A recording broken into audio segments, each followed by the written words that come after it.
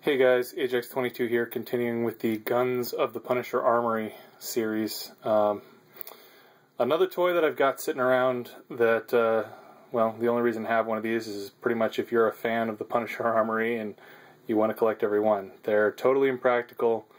You can't really own all the components of them in a lot of states, California included, which is why this one does not have a spring.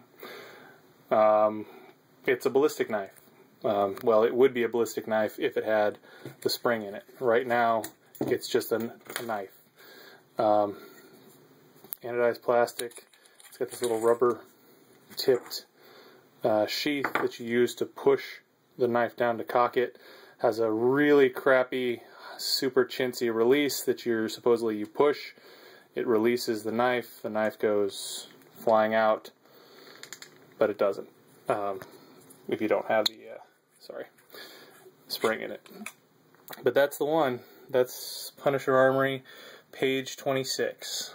The Russian Spetsnaz shooting knife. The one pictured is a little different. I've never seen one that looked exactly like that.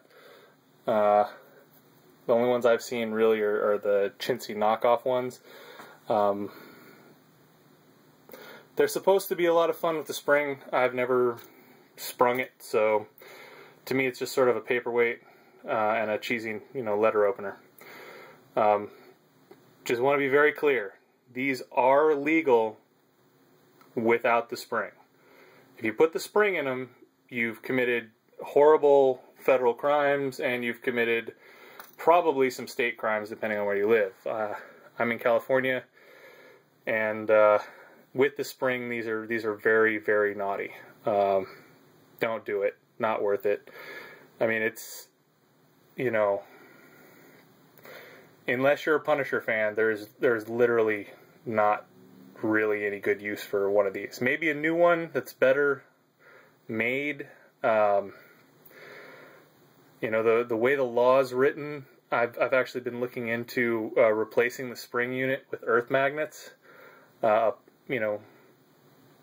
So that the magnetic repulsion force might be able to throw it out a little bit. And if that works, the way the law is written, that should be okay. But, as it sits right now, it's just a paperweight. Kind of an interesting one, because, I like the fact that the Punisher had shot the printer with it. But, yeah. Definitely not worth the $2,000 or whatever these things are selling for as collector's items. I didn't pay that. So,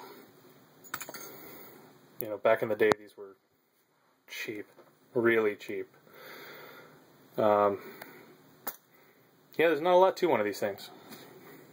It's housing, really cheesy lever, safety pin that goes through like that hole right there and doesn't really keep it from releasing, so I guess it's kind of wishful thinking. It's just dangerous as hell. Now the Punisher in the comic didn't have the super spiffy commando shoulder holster for it, which came with mine, but